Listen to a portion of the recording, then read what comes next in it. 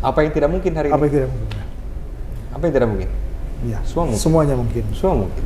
Dulu Pak Jokowi datang dari Solo ke Jakarta. Iya. Banyak yang mencibir kan juga. Hari Siapa ini bilang lu? Siapa lu? Pak Anies Baswedan surveinya nomor 3 gitu kan. Ya sulit untuk menang, untuk jadi presiden. Oh besok jadi presiden apa yang tidak mungkin? Siapa yang dulu bisa berpikir Pak Anies bisa mengalahkan Pak Ahok? Iya. Survei tinggi segala macam. Ya. Tapi beliau bisa.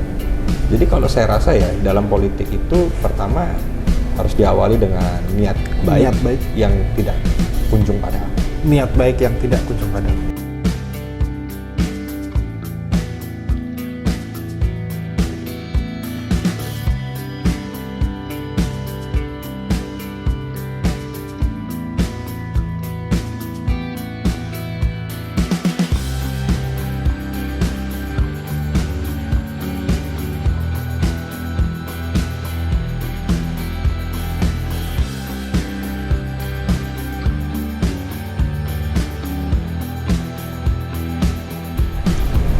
Assalamualaikum warahmatullahi wabarakatuh.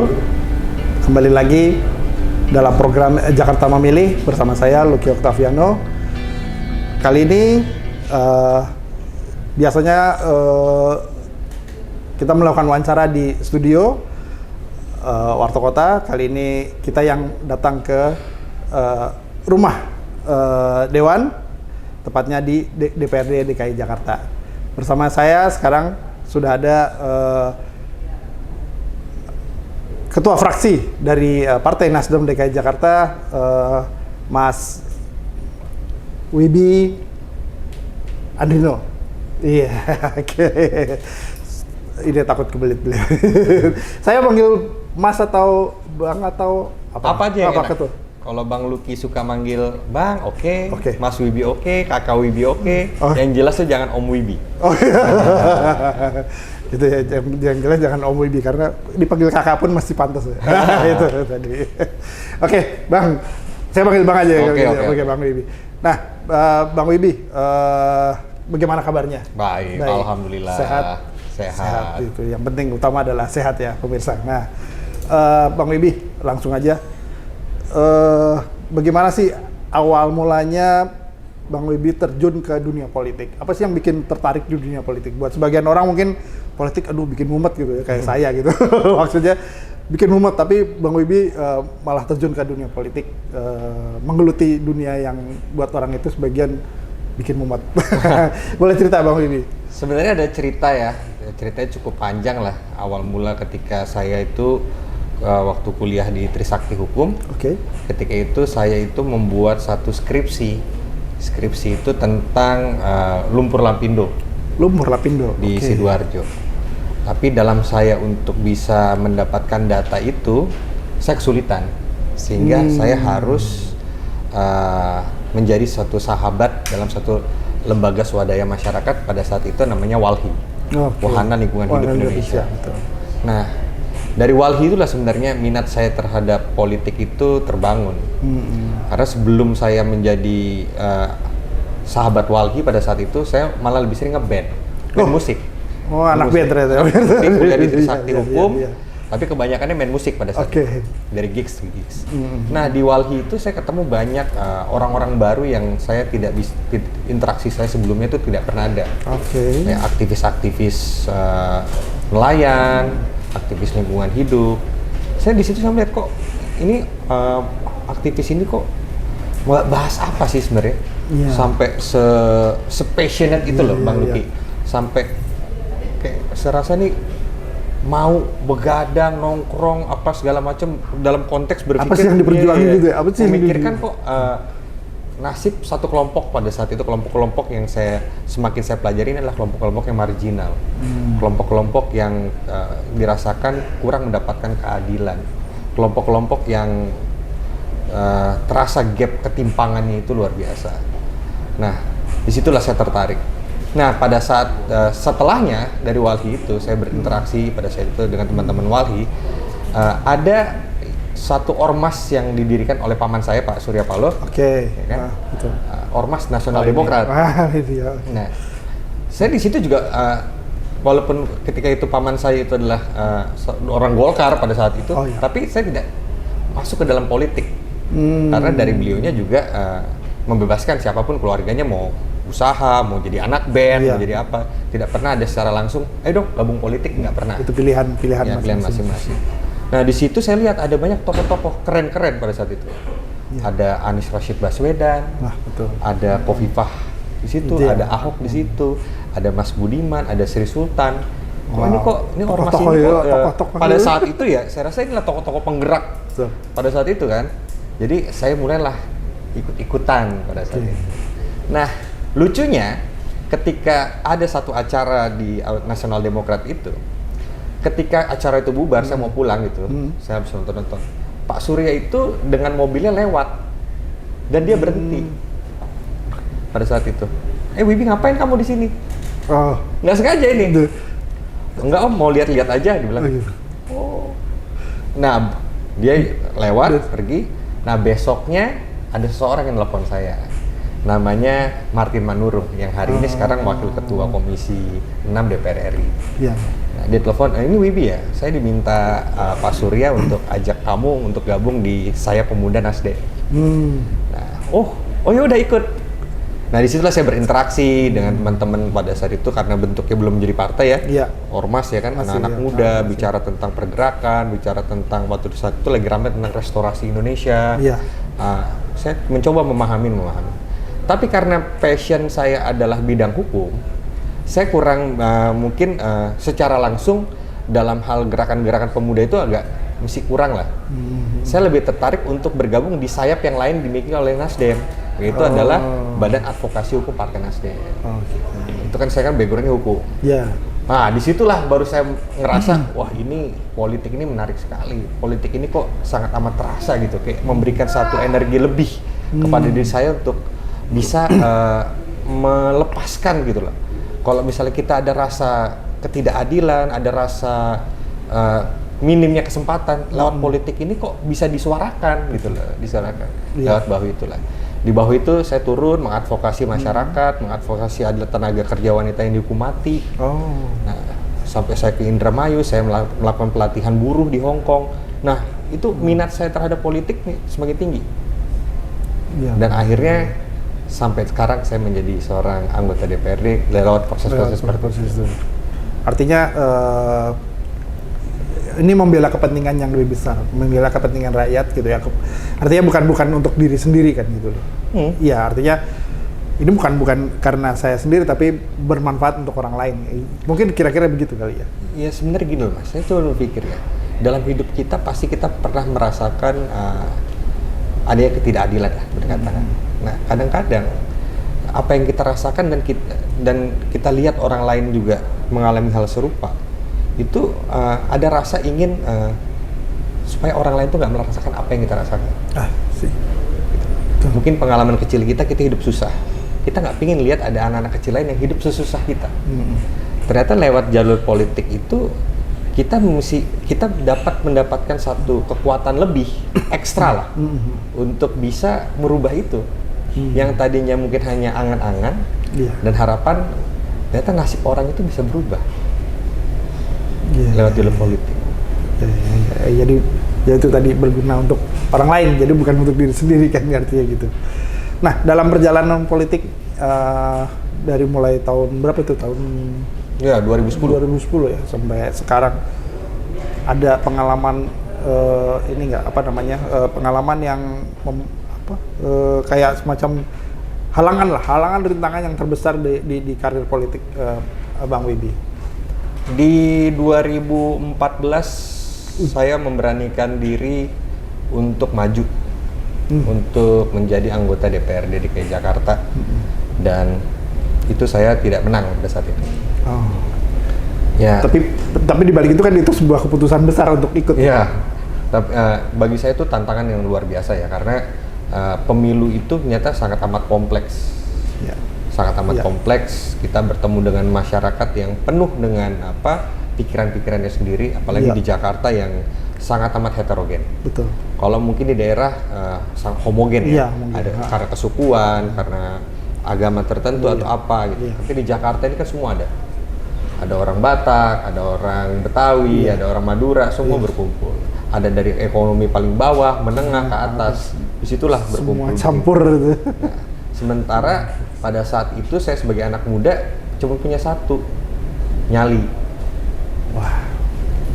Nah, saya tidak cukup waktu pada saat itu untuk memahami masalah-masalah yang harusnya anggota-anggota dewan itu berbicara lebih struktural ketika permasalahan itu, mengurai permasalahan itu.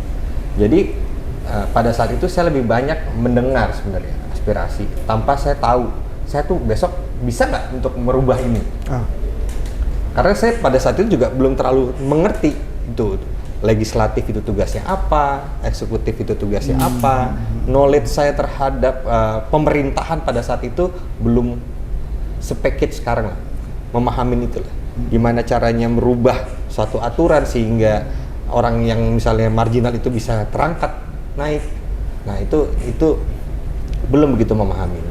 Nah akhirnya pada saat pemilihan di 2014 pemilu pertama saya itu tidak berhasil. Dan memang krisis setelah kalah itu cukup luar biasa ya, karena nggak mudah ya ketika kita harus menerima bahwasanya setelah kita turun bertemu dengan masyarakat apa yang udah dilakukan ternyata tidak sesuai dengan ekspektasi. Suara yang kita terima tidak sesuai dengan apa yang kita harapkan, seperti itu. Tapi pada saat saya kalah itu Pak Surya itu menghampiri saya, dia bilang, "Bibi, Bapak ini berkali-kali kalah. Kamu baru kalah sekali aja, kamu jangan lemes-lemes gitu," katanya. Itu benar. Jadi itu pemicu. Ya, saya bilang, oh iya benar juga ya. Kita baru kalah pemilu sekali aja kayak kok kesannya kita lembek-lembek begini, kayak putus asa, ada desperate gitu segala macam. Akhirnya saya menemukan formula dalam pikiran saya, dalam imajinasi saya yang membuat itu sebagai kekuatan, bahwa kekalahan itu adalah kemenangan yang tertunda. Itu yang membuat saya itu ngerasa saatnya lah saya untuk bisa bangkit untuk lebih kuat lagi, lebih memiliki knowledge lagi, lebih bagaimana meyakinkan masyarakat bahwa memang representasi masyarakat itu hadir lewat diri saya. Iya itu cukup apa ya? Ya semua orang pasti mengalami kekalahan, mengalami keterpurukan, tapi bagaimana cara dia bangkit itu kan yang paling utama. Dan itu Bang Wibi bisa melewatinya. Dan luar biasa itu, gak gampang gitu ya. Ada juga yang terus kemudian baru sekali kalah terus ya sudah. Ya bahkan ada yang sampai masuk ke, mohon maaf, masuk ke rumah sakit jiwa dan sebagainya. Ya kan itu kan parah gitu ya itu. Tapi untungnya Bang Wibi punya tekad yang kuat, dan tadi dari dorongan dari Pak Surya bisa maju. Gitu. Nah kemudian di perjalanan politik itu bagaimana sih sikap keluarga gitu? Artinya keluarga besar atau keluarga istri, anak dan sebagainya itu apa ya, memberikan restu itu kan mungkin tidak gampang ya. Mungkin ada yang dengan mudahnya oke deh jadi anggota dewan atau apa segala, tapi ada juga yang udahlah nggak usah repot-repot gitu, kira-kira gitu kan. Gimana? Ya karena yang pertama saya perlu klarifikasi, saya belum punya istri. Oh. Yang kedua, jadi belum punya istri pasti belum punya anak. Ya. Mohon maaf nih. Jadi masih single. Tapi saya punya kakak perempuan, punya seorang ibu. Saya dari umur 15 tahun ditinggal sama ayah. Jadi dalam hal proses-proses kehidupannya dilalui oleh dua orang penting itu. Sangat feminim lah. Iya. Perempuan kan. Iya. Berinteraksi dengan ibu. Nah, ibu saya sendiri memang di pemilu pertama itu sangat amat suportif. Dia senang gitu ngelihat, oh ternyata anaknya ini kok bisa berbuat seperti ini. Apalagi kan role model daripada keluarga kita itulah Pak Surya. Iya. Jadi melihat saya itu bisa berdiskusi dengan Bapak, bertukar pikiran, terus menyerap ilmu-ilmunya beliau pasti senang dan support. Dan kakak saya juga support. Jadi ketika itu saya jadi lebih ringan, karena dari rumah sendiri orang-orang support system saya itu mendorong untuk terus politik, dan akhirnya malah kakak saya ikut dalam politik yang tadinya dia tuh sangat amat antipati terhadap politik, sangat amat apatis lah, maksudnya ya terserah politik. Tapi lama-kelamaan karena rasa kecintaan dia kepada saya membuat dia ingin mengenal politik itu apa. Jadi sekarang ikut Ikut terjun ke politik, malah lebih aktif dia. Oh gitu. Di Nasdem juga? Di Nasdem juga. Oke. Iya. Ya artinya karena support system itulah jadi Bang Wibi jadi tambah kuat kan ya artinya. Iya, saya rasa itu penting ya. Penting ya. Karena gimana ya? Kalau kita pulang dalam keadaan penat, tiba-tiba di rumah tidak welcome dengan apa yang kita kerjakan, tidak menghargai apa yang kita kerjakan, memandang apa yang kita kerjakan sesuatu yang useless, itu saya rasa itu membuat energi yang lebih negatif. Betul. Sebenarnya mana lagi ya kita mau pulang kemana? Iya. Betul. Nah, itulah pentingnya support system ya. Artinya di bidang apapun lah ya, di bidang apapun support system itu penting, terutama keluarga. Tadi Bang Wibi cerita ibunda support, kakaknya support dan bahkan terjun, nah itu udah luar biasa. Itu tidak tergantikan support systemnya. Gitu. Berikutnya Bang Wibi, selama ini apa sih yang telah diperbuat? Kalau boleh cerita Bang Wibi dalam 5 tahun ini ya dari 2019 ya. Apa yang telah diperbuat untuk para konstituen Bang Wibi? Iya, kita tidak melihat bahwasanya diri kita hanya berbuat khusus kepada konstituen kita saja. Itu kan sangat amat terkotakkan. Iya. Ketika kita duduk menjadi anggota DPRD DKI Jakarta, kita bertanggung jawab terhadap 11 juta rakyat Jakarta yang lahir dari rahim ibu kota ini. Ya, betul. Nah, dengan kompleksitas permasalahan, dengan adanya maraknya PHK dengan pengangguran di mana-mana, kita bicara dalam konteks ekonomi dulu ya, sebelum kita bicara tentang konteks-konteks yang lain kan. Karena memang kalau kita dalam hal turun ke bawah diskusi dengan warga, yang paling utama di tengah-tengah masyarakat itu adalah masalah ekonomi hari ini. Karena konsep negara kita hari ini sudah, kalau dikatakan Pancasila sebagai falsafah, di mana di situ ada keadilan sosial bagi seluruh rakyat Indonesia, tapi hari ini indeks Gini rasio kita, ketimpangan itu semakin melebar. Iya. Nah, itu diakibatkan oleh apa? Saya rasa kita udah harus mengatakan hari ini negara kita udah super liberal, di mana hari ini konteks monopoli ada di mana-mana. Ketika regulator juga menjadi pemain di market player misalnya seperti itu. Iya, itu kan kita lihat jelas hari ini. Dia adalah pemegang kekuasaan, tapi dia juga sebagai pengusaha dalam hal konteks itu. Itu mengakibatkan apa? Ketimpangan-ketimpangan yang itu terjadi. Yang kaya ya pasti akan merasa dirinya makin superpower. Sementara orang-orang yang di kelas bawah, dia sulit untuk merangkak ke atas. Jangankan untuk merangkak ke atas, dia makin terpendam ke bawah. Itulah fakta yang terjadi terhadap ketimpangan itu. Nah, bicara tentang ketimpangan, apa yang harus dilakukan oleh seorang anggota DPRD DKI Jakarta adalah merapatkan itu. Memperkecil Gini rasio tadi itu ya? Memperkecil itu adalah sebenarnya tingkat keberhasilan. Karena kebutuhannya apa di masyarakat itu adalah kesempatan. Akses kesempatan. Pertama, dia harus mendapatkan kemerdekaan sebagaimana amanat daripada Undang-Undang Dasar, bahwa amanat dari pembukaan dan semua daripada kesepakatan kita bersama dengan arti kemerdekaan adalah merdeka mulai dari berpikir dulu. Iya. Akan sulit dia untuk bisa maju lebih ke depan kalau dia secara akal dan nalar saja sudah tidak merdeka. Dia dilarang untuk berpikir merdeka. Dia takut untuk berpikir merdeka. Dia seakan-akan negara ini membuat dia menjadi seorang robot yang hanya bergerak atas maunya pemerintah saja. Pemerintah jalan dengan sendirinya tanpa ada kritik-kritik daripada rakyatnya. Tidak setara secara politik. Jadi kalau dalam balancernya nggak ada. Dalam apa ya, pemikiran saya tidak akan ada suatu keputusan politik bila mana orang-orang yang berhimpun dalam sistem politik itu tidak setara. Dia tidak setara. Rakyat dengan pemerintahnya tidak setara. Ini dia belum bicara ya, baru berpikir saja dia sulit untuk merdeka. Nah, itulah yang bikin. Jadi yang harus kita lakukan kepada konstituen atau masyarakat, ayo membuka pintu selebar-lebarnya kepada masyarakat Jakarta untuk mengakses apa isi perut daripada pemerintahan ini. Tanpa itu semua tidak akan ada check and balances, tidak akan ada good governance, karena pemerintah akan jalan sendiri dengan kesunyiannya dia. Semuanya udah diatur sama dia. Dengan kesunyian dia, dengan ruang-ruang gelap. Itu akan berjalan. Sementara rakyatnya hanya given saja. Program-program given. Oh iya, ada misalnya pemenuhan gizi tambahan seperti itu. Oh ya, dikasih misalnya bubur. Iya. Dia nggak tahu anggaran itu situ kita kasih berapa, 10.000. Tapi bubur yang mungkin tersaji mungkin hanya 5.000 rupiah. Betul. Itu dia tahu. Iya. Nah, tugas pertama kita adalah membawa transparansi kepada masyarakat sehingga masyarakat ada feedback. Betul. Yang kedua adalah memahami hak-haknya dulu. Iya, betul. Tanpa tahu hak-haknya dia, itu juga akan ruang gelap lagi. Ya, benar. Benar. Selain daripada masyarakat juga harus tahu kewajiban-kewajiban mereka. Tapi itulah bagian daripada yang tidak terpisahkan antara hak dan kewajiban. Nah, setelah dalam konteks kemerdekaan berpikir adalah kita harus merdeka dalam hal menentukan sikap-sikap kita dalam hal pilihan-pilihan politik. Saya katakan itu tidak terlepas pilihan-pilihan politik itu. Anggaran setiap tahunnya, kepentingan masyarakat itu adalah keputusan politik.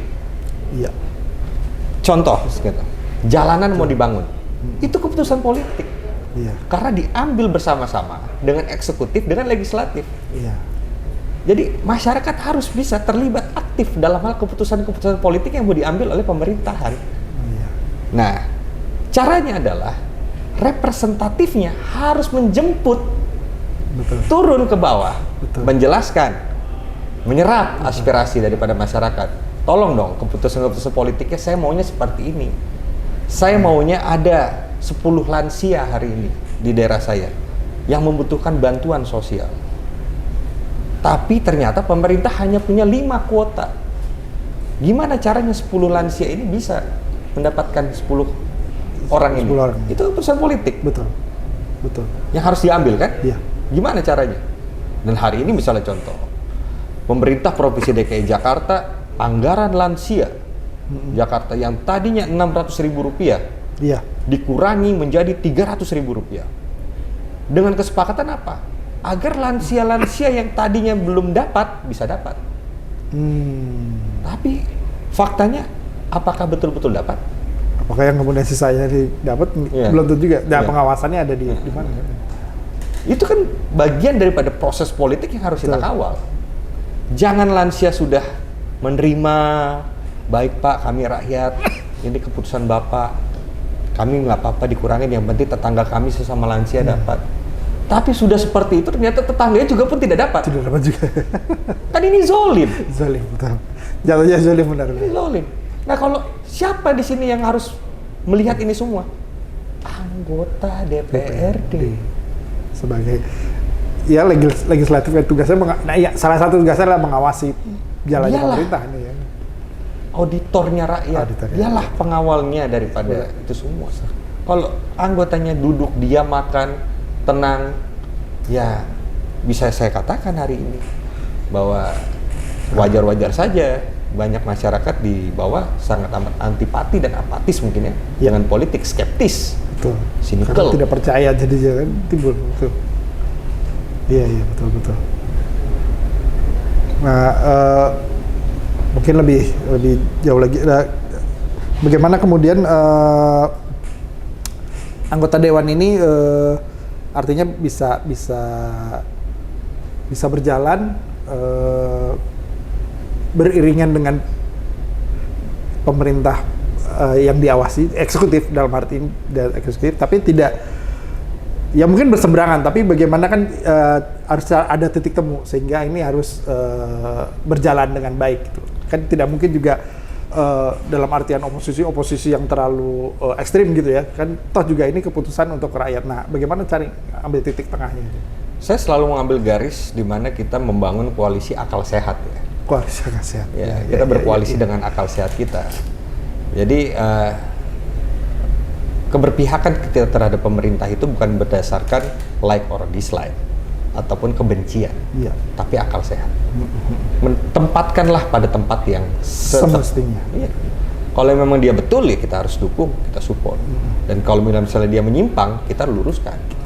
Bukan berarti kita harus jadi orang yang pengekor saja yang bilang yes man, bagus Pak. Ini Jakarta ini Oke, makin Pak, mantep, mantap. Pak. Ya kan?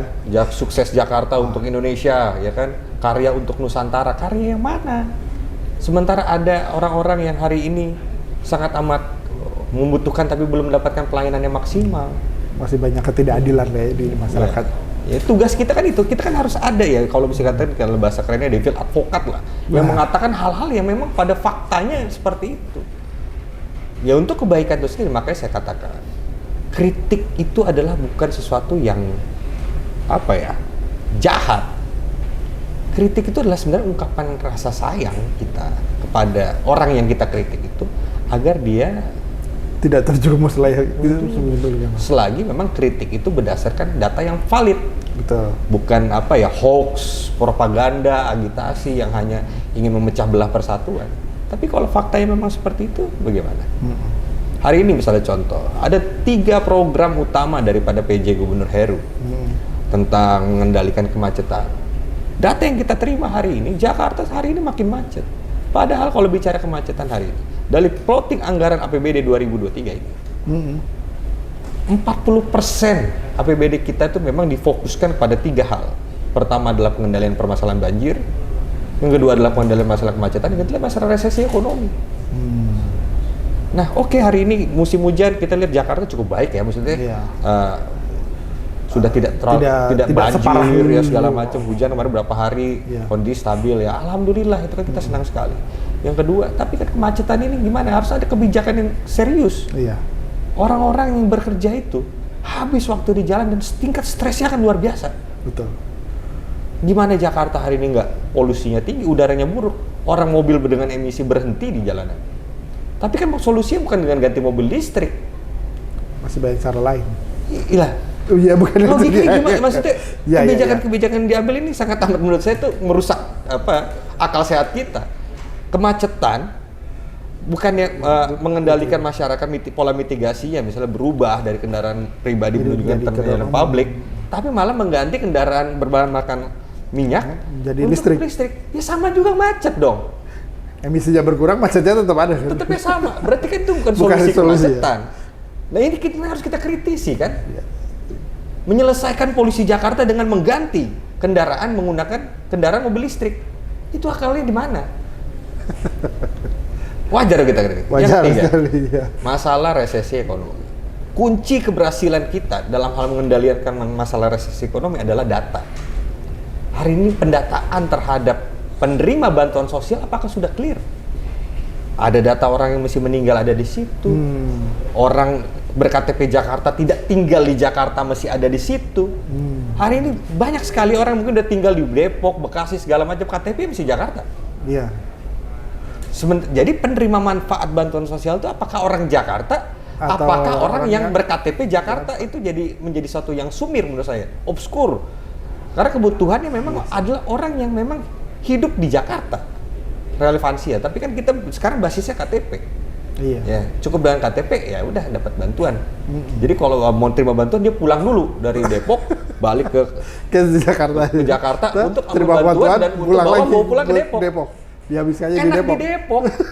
Karena dibelanjakannya di Depok kan. Makanya Kaisang mau maju wali kota Depok. Karena banyak gitu. Karena mungkin banyak orang Depok ber-KTP Jakarta. Ayo, ada teman orang Depok.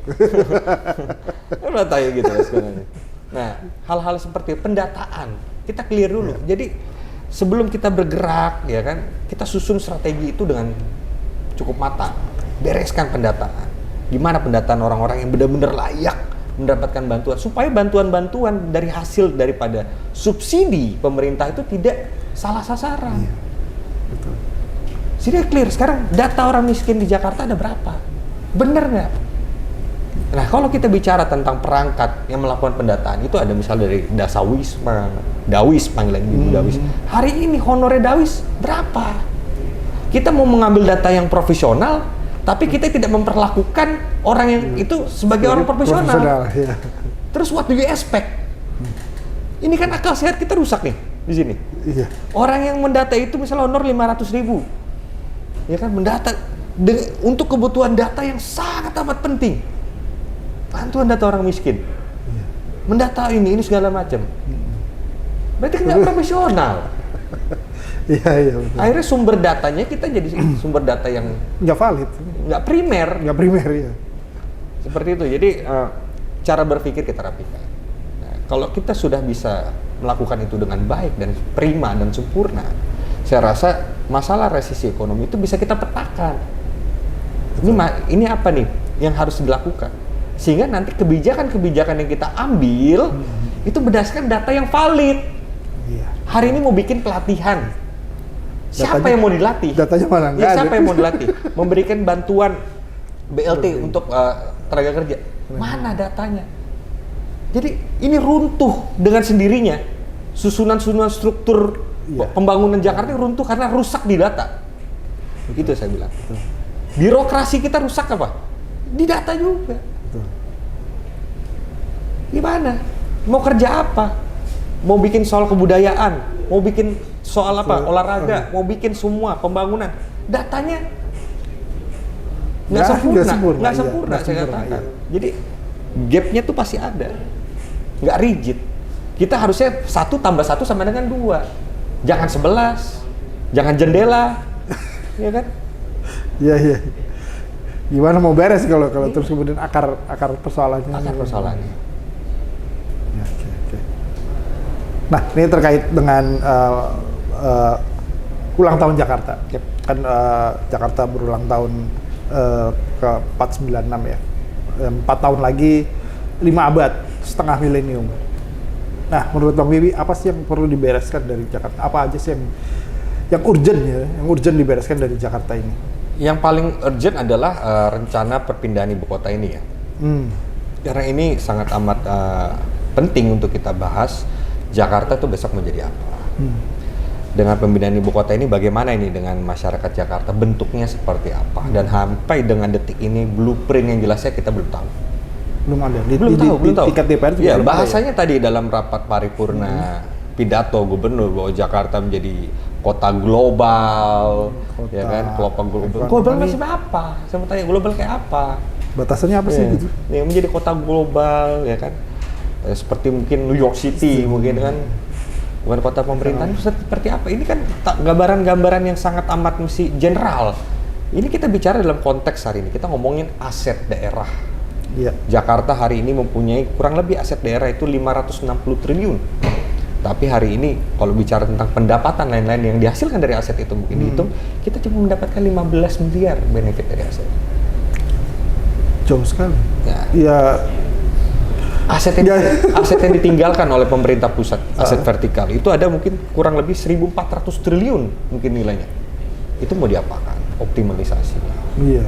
Terus konteks kita dalam hal pendidikan, konteks kita dalam hal kesehatan, rumah sakit, nanti bentuknya seperti apa, itu kan harus dibahas. Dan saya rasa itulah memang harus dibikin jelas. Bentuk kota globalnya seperti apakah semua orang menjadi free market, apakah orang asing boleh bekerja di Jakarta, tidak diperlukan visa, apa? Iya.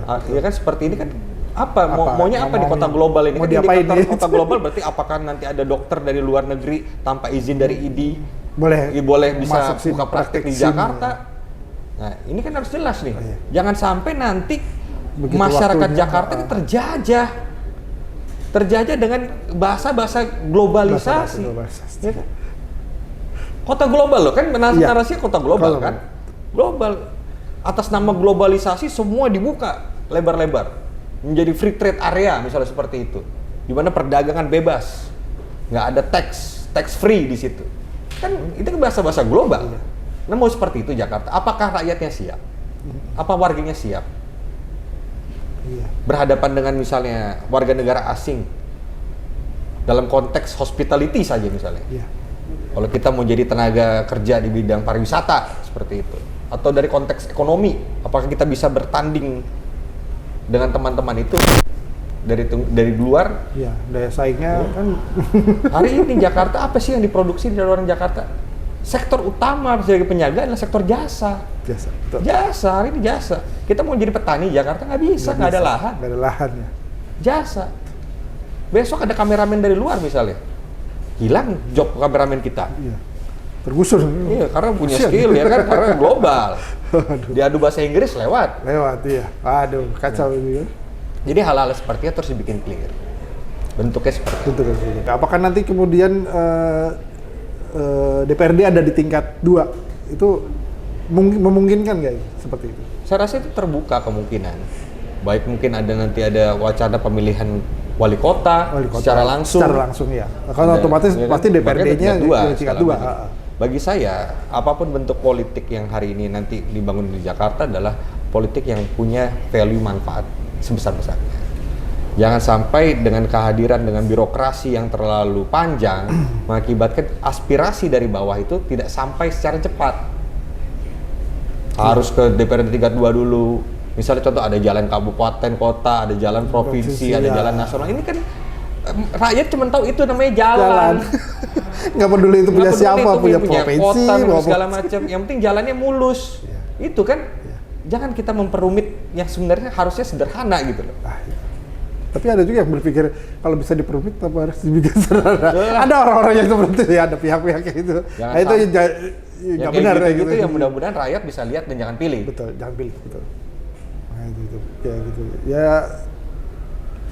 Ya memang harus dirancang dari jauh-jauh hari ya. Karena kan katanya sebentar lagi IKN, Nah, ya, Jakartanya sendiri belum, dari DPR-nya aja juga belum ada, dari pemerintahnya sendiri lah, dari pemerintahannya sendiri belum ada. Ya, hari ini yang merepresentasikan masyarakat Jakarta adalah gubernur dengan DPRD Provinsi DKI Jakarta. Knowledge kami aja belum dibangun. Belum ada nih. Ini masih dalam proses Komisi 2 DPR RI. Masih di Komisi 2 Komisi 2 DPR RI dengan kementerian-kementerian. Nah, keterlibatan kami ini sangat penting karena kami representasi dari masyarakat dan harusnya ini udah dibicarakan secara intens. Karena ini dalam waktu dekat kan? Iya. Pembangunan di IKN sangat amat masif ya kan, kantor presiden segala macam. Nah begitu kita mau di hit and run gitu loh, tinggal begitu saja kan, tiba-tiba the nowhere gitu. Ini apa ini? Mau jadi apa? Akhirnya jadinya seadanya saja.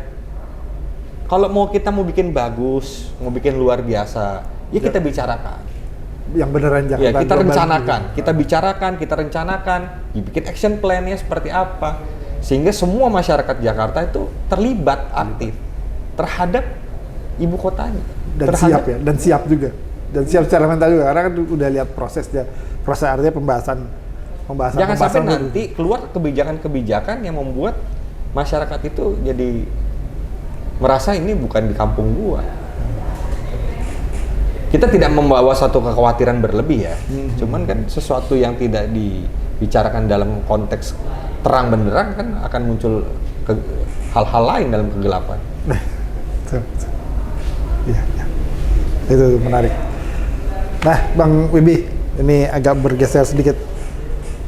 Menghadapi pemilu 2024, apa sih yang Bang Wibi akan lakukan nanti kira-kira?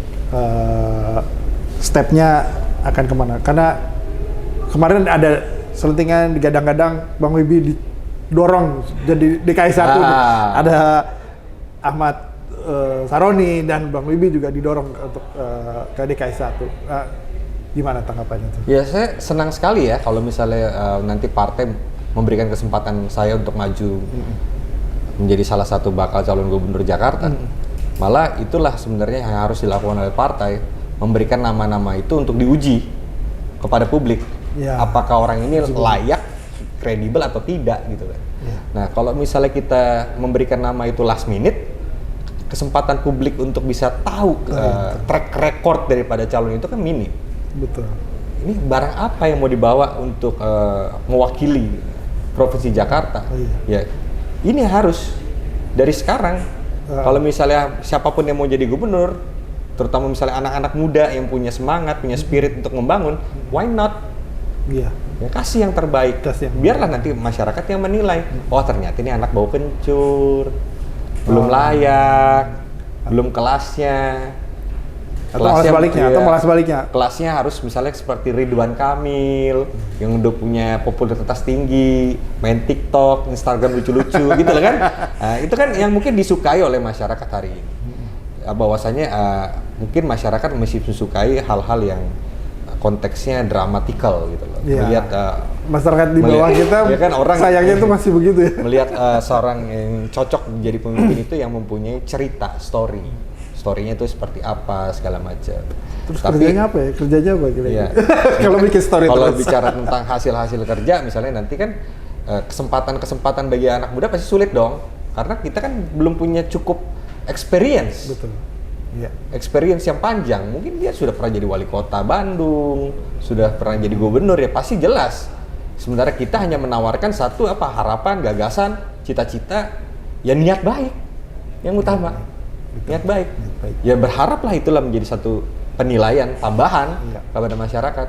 Ada kesempatan untuk orang-orang yang mungkin jauh lebih muda untuk bisa berdedikasi untuk ibu kota.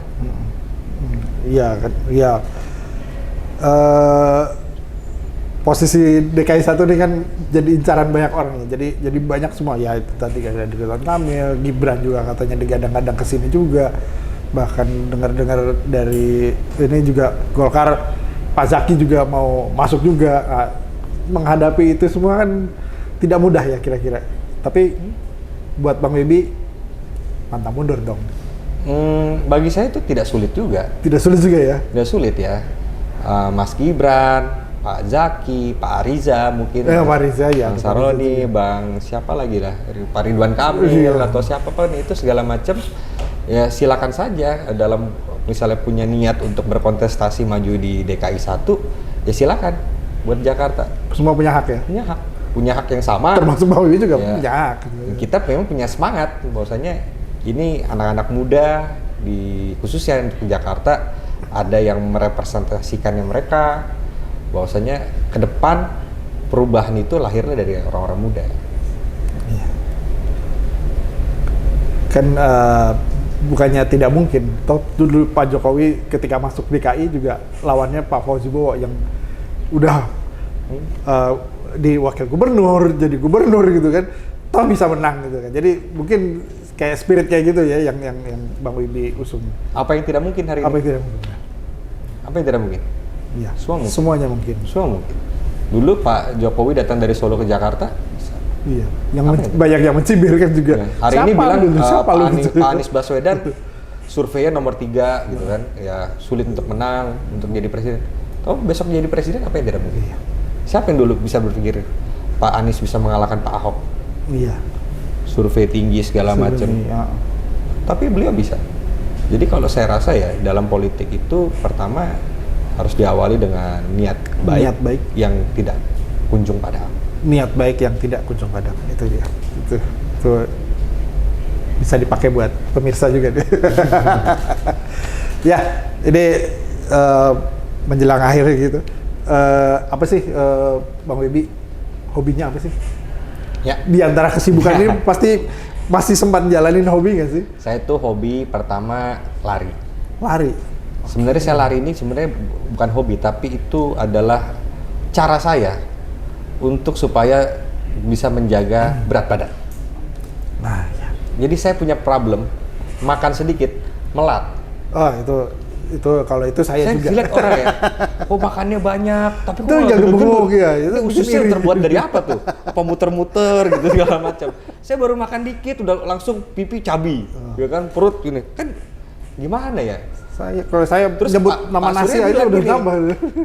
Waktu saya kan sempat badan saya besar banget, gede banget. Pak Surya bilang, Wibi, kamu ini badan aja nggak bisa kamu urus, gimana kamu urus rakyat? Saya pikir-pikir ya, betul juga ya. Kalau kita nggak peduli sama diri kita, penampilan kita, cara makan kita, gimana cara kita bisa ngomong ke orang lain untuk peduli terhadap diri orang lain? Kan semua harus mulai dari diri sendiri, kesehatan, cara hidup, ya kan? Semua kan dari diri kita, baru kita bisa ngomong ke orang lain. Betul. Saya dengar juga sepedaan juga ya? Sepeda. Wah, itu patut dicontoh nih, lari, sepeda. Selain itu ada lagi yang lain? Oh, masih nyanyi. Ngebandnya masih? Wah, keyboardis. Oh, keyboardis itu dia tuh. Gitu. Ya, Pak Wibi terakhir. Ini pertanyaan menggelitik sih saya. Kan masih punya hubungan kerabat dengan Pak Surya Paloh. Dapat ada privilege tertentu nggak sih di partai atau di selama karir politik dan sebagainya, atau ya sudah sama seperti yang lain harus ngalamin sulitnya berpolitik, gimana? Privilege-nya dapat. Privilege-nya dapat. Sangat dapat, luar biasa. Saya di pemilu 2024 ketua fraksi, sekretaris partai di DKI, incumbent. Iya. tidak dapat nomor urut 1 tapi dapat urutnya 5. Dapat nomor urut 5. Privilege kan? Jadi Iya. keponakan Surya Paloh, ketua fraksi, sekretaris partai, incumbent, dikasih nomor urutnya 5, bukan 1. Itu privilege saya. Bagi saya, dengan saya ditempatkan dalam posisi bukan nomor championship, itu privilege yang luar biasa. Itulah seorang Pak Surya itu mendidik dan membangun saya agar tidak pernah merasa diri kita di atas awan. Itu penting. Dia langsung listen to learn, bukan hanya omongan saja, tapi perbuatan dia dalam hal mendidik saya itu supaya saya itu bisa lebih hebat dari hari ini, bahkan menjadi hebat di esok hari. Itu bentuk privilege-nya ya, luar biasa. Jadi nggak mentang-mentang gitu ya, nggak mentang-mentang keponakan lalu semuanya nomor satu gitu. Ya, kita hidup harus dalam penderitaan yang luar biasa agar kita belajar untuk menghargai dan mensyukuri apa yang kita dapatkan hari ini. Oke. Baik, itu kata kunci yang luar biasa. Oke, Bang Wibi, terima kasih bincang-bincangnya, mengenal lebih dekat Bang Wibi. Nanti mungkin di lain kesempatan bisa lebih dalam lagi membahas tentang politik dan juga kota Jakarta. Terima kasih banyak, sukses untuk kedepannya dan sehat-sehat. Terima kasih Bang Wibi. Demikian pemirsa, program Jakarta Memilih kali ini bersama Bang Wibi Andrino, Ketua Fraksi Partai Nasdem DKI Jakarta. Sampai jumpa berikutnya di program Jakarta Memilih berikutnya dengan anggota dewan yang lainnya atau tokoh politik lainnya. Bersama saya, Lucky Octavian yang undur diri. Terima kasih. Assalamualaikum warahmatullahi wabarakatuh. Waalaikumsalam. Jangan lupa subscribe ya.